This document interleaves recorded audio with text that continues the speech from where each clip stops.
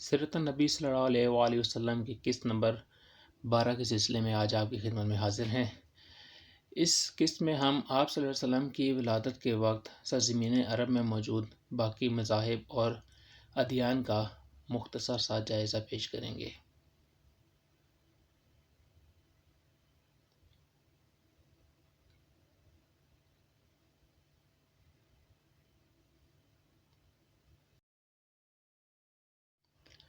سابقہ اقساط میں مشرکین حجاز و عرب کے عقائد اور بت پرستی کی تاریخ اور مذہب یہودیت و عیسائیت کا تذکرہ کیا گیا۔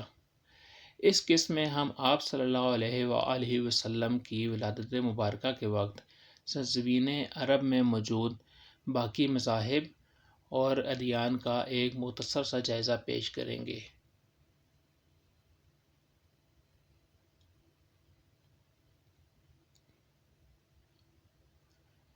آتش پرست۔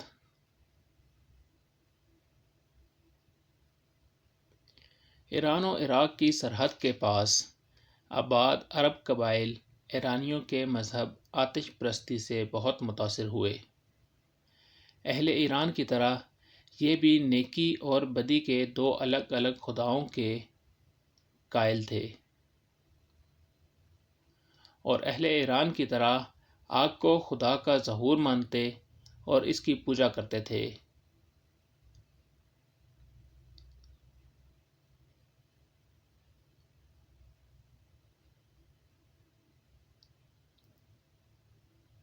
اس کے بعد ایک اور مذہب ہے سائبی۔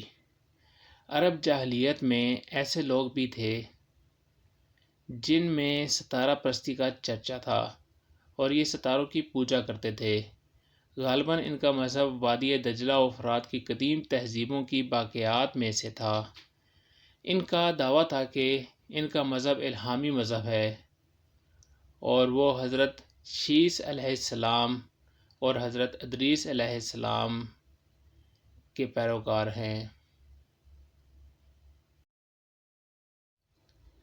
ان کے ہاں 7 وقت کی نماز اور ایک قمری مہینہ کے روزے بھی تھے۔ ان کو مشرق عرب معاشرہ سابی یعنی بے دین کہہ کر پکارتا تھا۔ یمن کا مشہور قبیلہ حمیر سورج کی پوجا کرتا تھا۔ قبیلہ اسد سیارہ عطارد کی اور قبیلہ لحم و جذام سیارہ مشتری کو دیوتا مان کر پوجتے تھے۔ بعض لوگ قطبی ستارے کے پجاری تھے اور قطب شمالی کی طرف منہ کر کے عبادت کرتے تھے۔ یہ لوگ خانہ کعبہ کی بھی بہت تعظیم اور تکریم کرتے تھے۔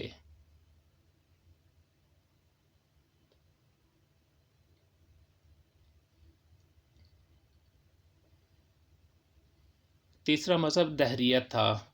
ان تمام مذاہب کے ساتھ ساتھ عرب میں ایسے لوگ بھی پائے جاتے تھے جو سرے سے مذہب اور خدا پر یقین ہی نہ رکھتے تھے۔ یہ نہ بت پرست تھے اور نہ کسی الہامی مذہب کے قائل تھے۔ ان کے نزدیک خدا، حشر و نشر، جنت اور دوزخ اور جزا سزا کا کوئی وجود نہ تھا۔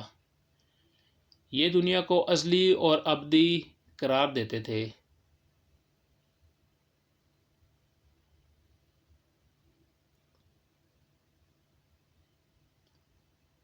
اس کے بعد ایک اور مذہب تھا مسلک توحید کے علم بردار۔ عرب معاشرہ میں کچھ ایسے لوگ بھی موجود تھے جو اپنی فطرت سلیم اور قلبی بصیرت کی بدولت توحید خالص تک پہنچنے میں کامیاب ہو گئے۔ یہ لوگ ایک خدا کے قائل تھے اور شرک و بت پرستی سے نفرت کرتے تھے۔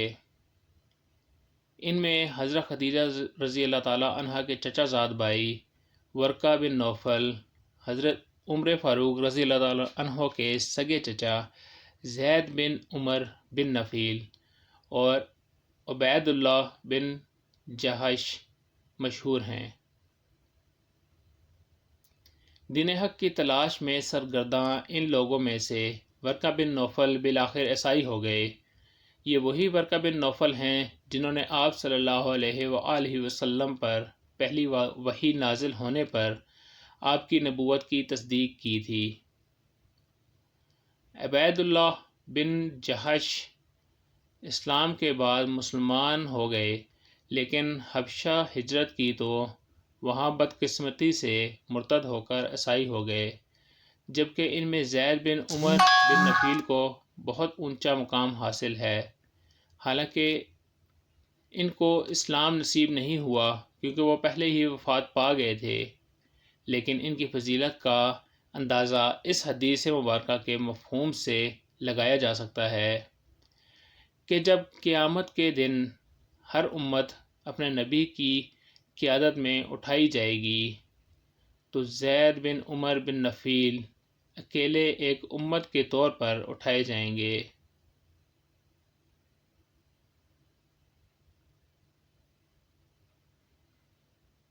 زید بن عمر بن نفیل نے بت پرستی، مردار خوری، خون ریزی اور دیگر تمام معاشرتی خباثتوں کو اپنے اوپر حرام کر لیا تھا، اور جب ان سے ان کے مذہب کے متعلق پوچھا جاتا تو آپ جواب دیتے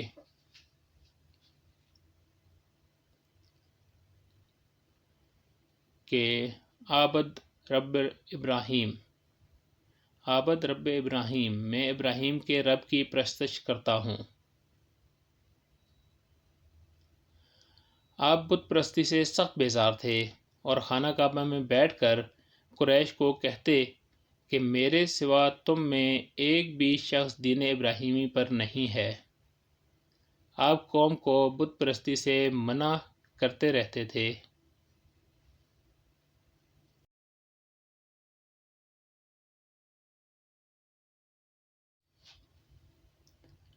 گو عرب میں ہر قسم کے دین موجود تھے، مگر ان کی اصلی صورت اتنی مسخ ہو چکی تھی کہ کفر و شرک اور دین میں امتیاز کرنا مشکل ہو چکا تھا۔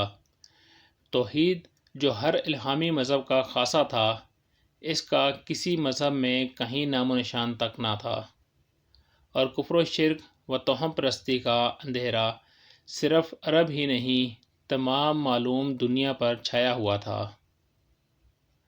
غرض تمام ہی دنیا ضلالت اور گمراہی کی دلدل میں غرق ہو چکی تھی۔